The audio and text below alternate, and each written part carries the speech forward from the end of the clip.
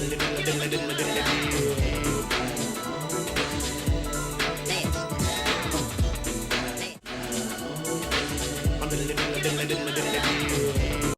way too much fun in church.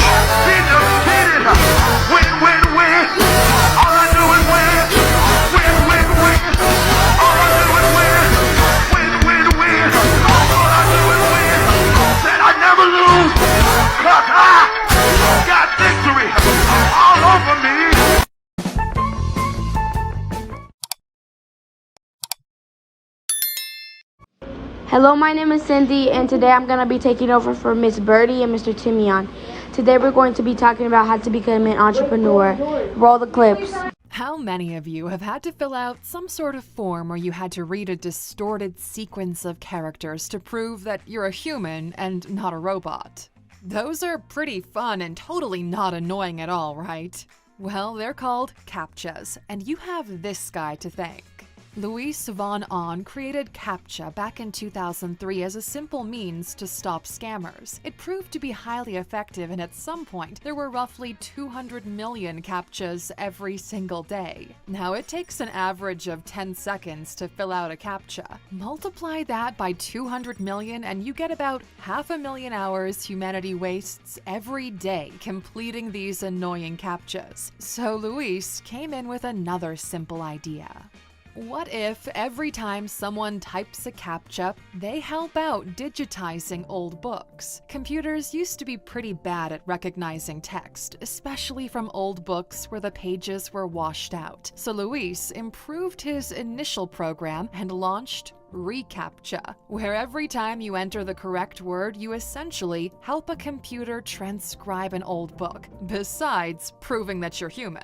So every website adopted this solution, and eventually Google acquired his company in 2009 for an undisclosed amount, although sources say somewhere between $10 million and $100 million.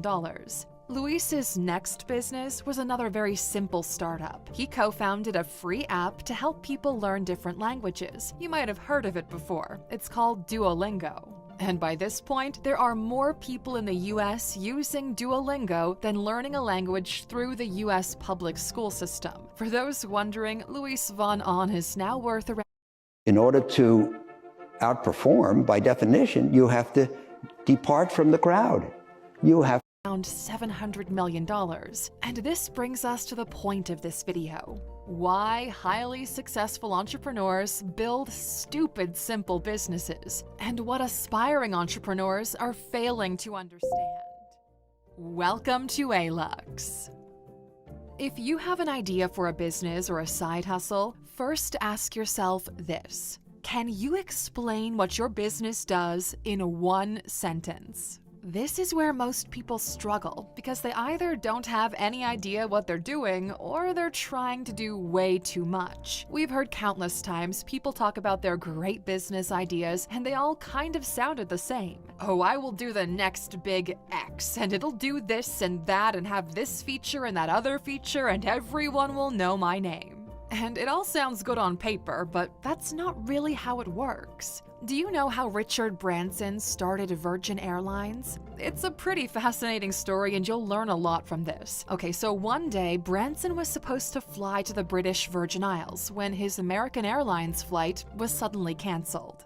Bummed out by this whole ordeal, he went back to the airport and asked if he could rent a plane. The airport happened to have one available, and Branson took the plane, split the bill with all the people who also missed their flight that day, and got to the British Virgin Isles. When he came back, he talked to someone at the airport about renting a plane for an entire year, and that's literally how Virgin Airlines was born. Now, you might say that you don't have Richard Branson money and you can't just rent a plane if you miss a flight, but that's because you're still not getting the point. So let's dig a little deeper.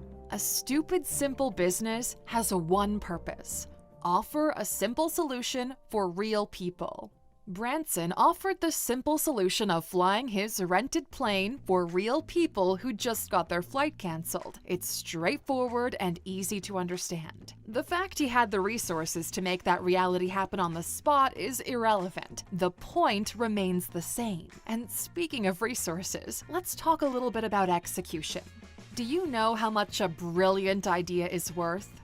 About $20. Ideas are just a multiplier of the execution. Let's take a look at this awesome graph. To make a business happen, you need to multiply ideas with execution. A brilliant idea with no execution is worth $20. A weak idea with brilliant execution is worth $10 million. In 1980, Apple released a business-oriented personal computer called the Apple III.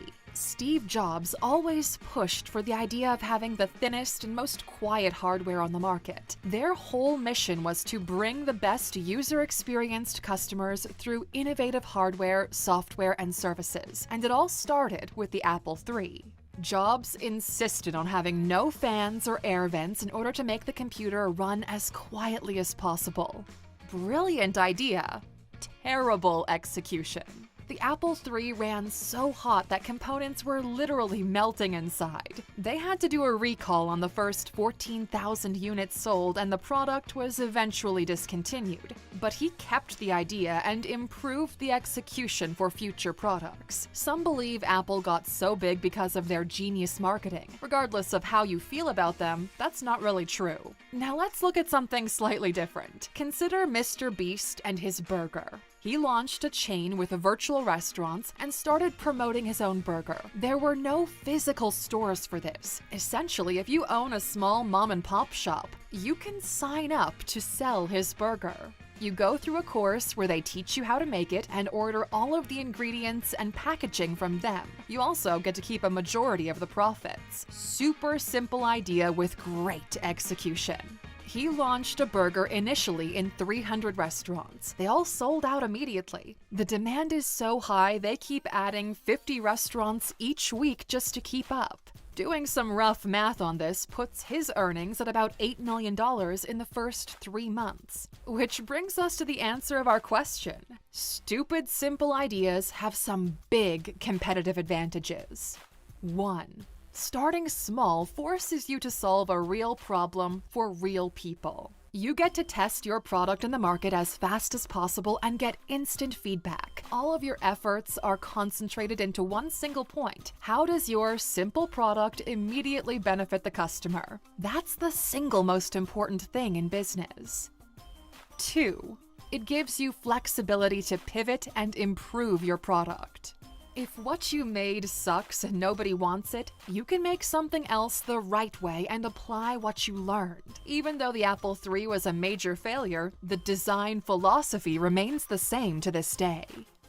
3. You don't have huge infrastructure that holds you down. In Mr. Beast's case, infrastructure was just the logistics. Not that it was easy, but imagine having to build a chain of physical restaurants first. Yeah, that's a much bigger hurdle. And 4, if it doesn't work, it won't destroy you financially. A stupid, simple business needs little to no money behind it. If you think you need funding, investors, suppliers, and a bunch of other things to get your business started,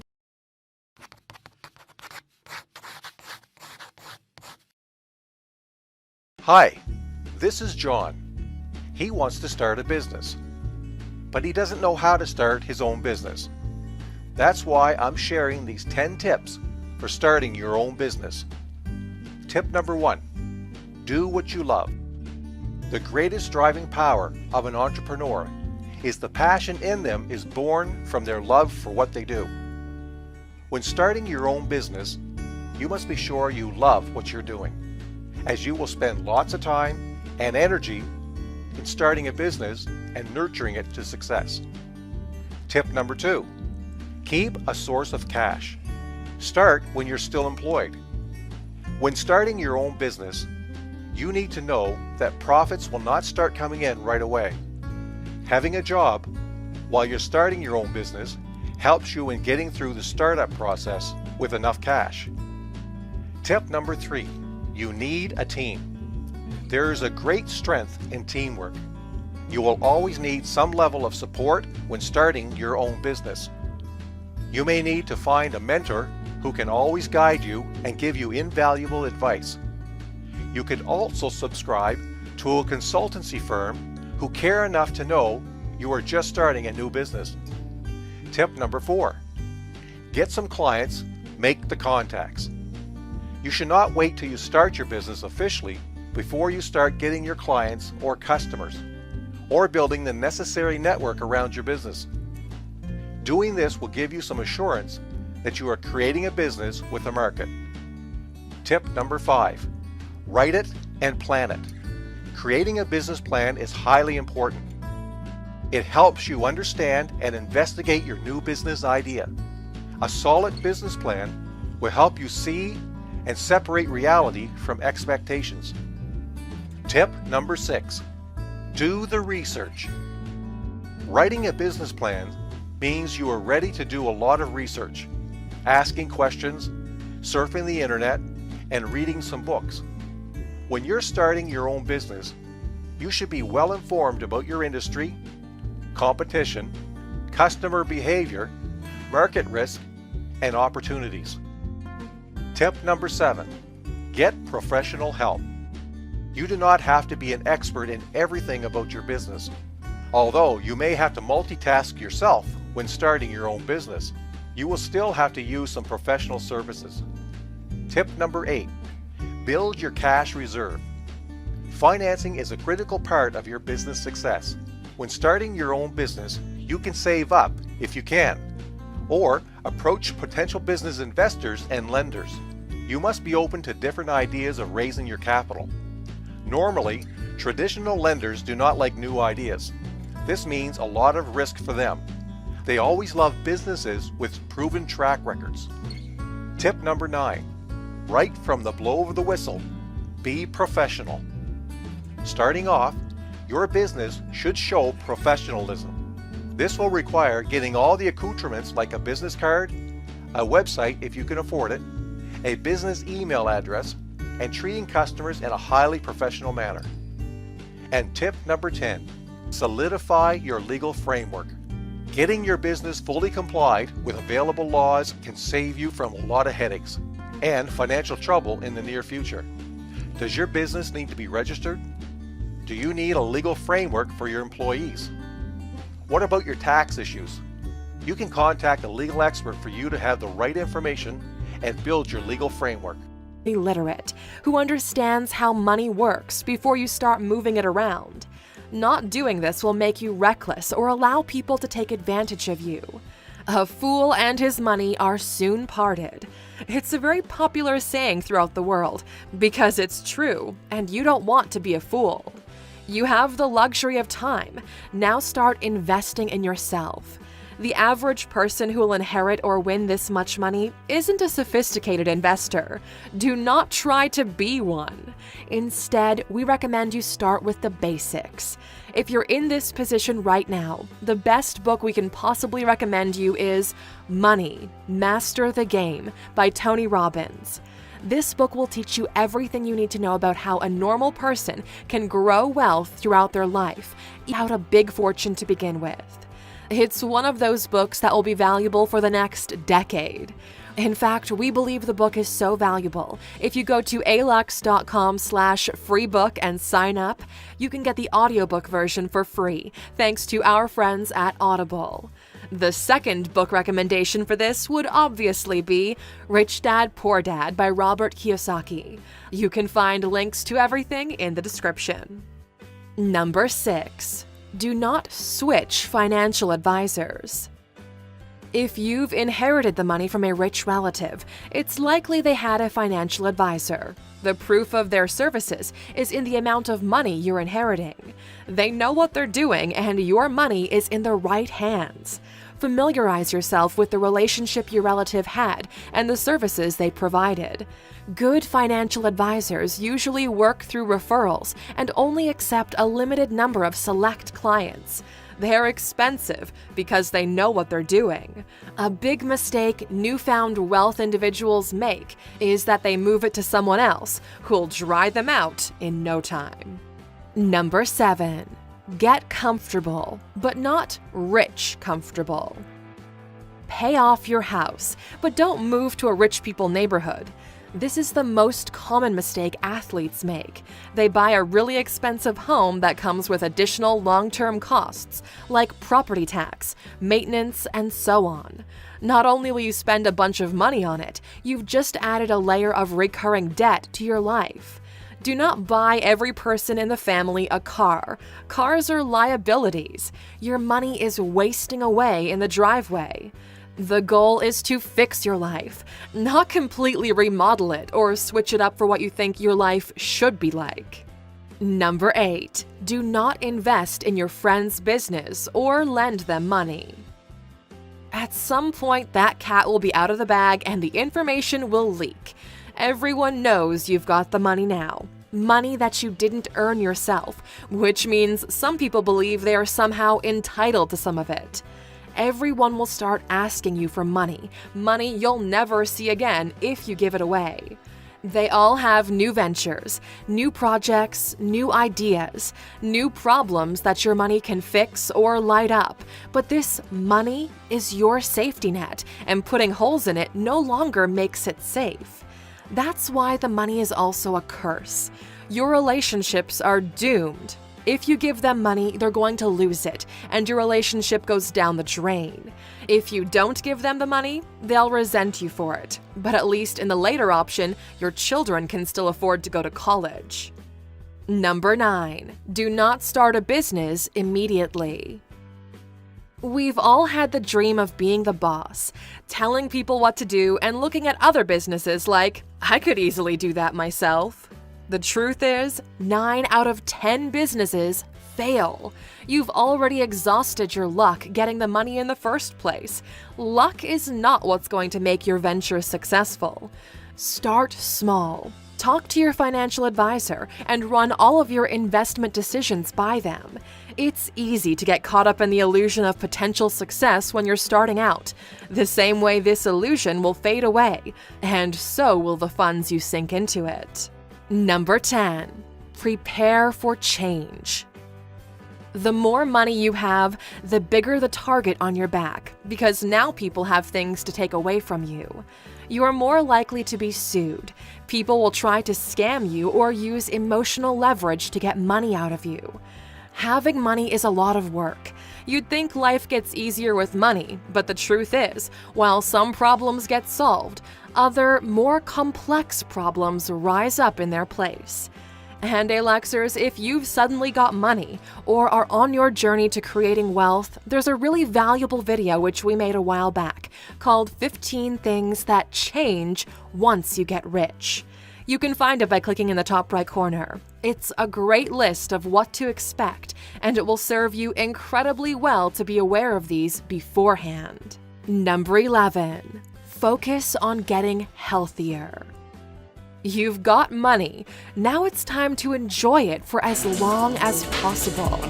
You cannot afford to be a victim of your own bad choices at this point.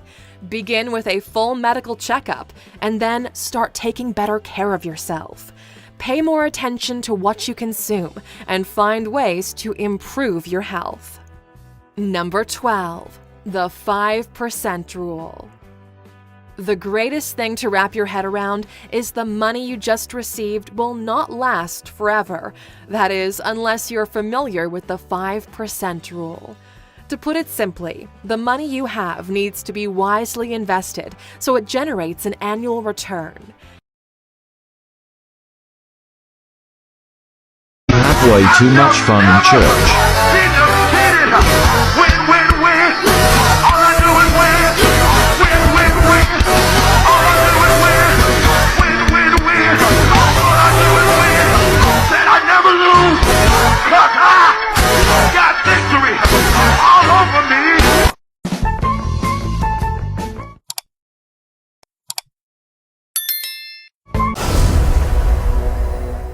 We're going to rob the bank and we're going to wear nice suits. Are you ready, baby? Are you ready? Let's get them. Let's get them.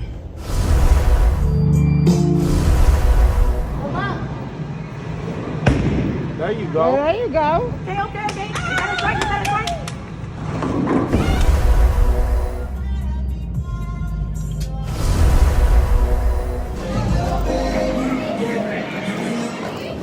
You go. Candle ceremony for my uncle and anybody else who lost a loved one. Okay. Walk it like I talk it. Woo. Walk it like I talk it. Hey, Walk that it was like right. I talk it. Walk it. Walk Okay. it. Especially if it got the fully equipped kid on it, it's whoa. Like, you know what I mean? Like, yo, I had this bad chick uptown, she was whoa. Had me messed up in the head, I mean, whoa. Bought the chick diamonds and pearls, I mean, whoa. Should've seen the ice shining on the wrist. Whoa. Now money ain't the problem, see my dough is like. Watch what you do when you gon' find yourself very next to someone else. And we all thought you loved yourself, but that.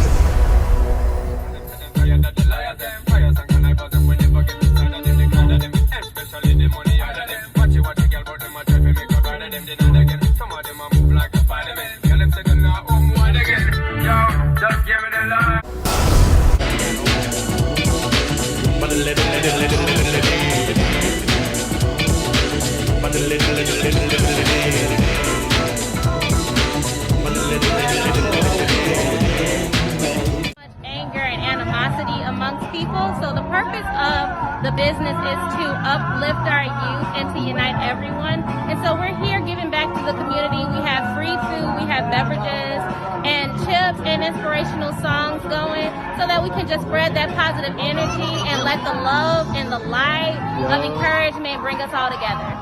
Yeah, so beautiful. That's so beautiful. And what was the name of the organization again? It is called We're Doing Our Own Thing. We're Doing Our Own Thing.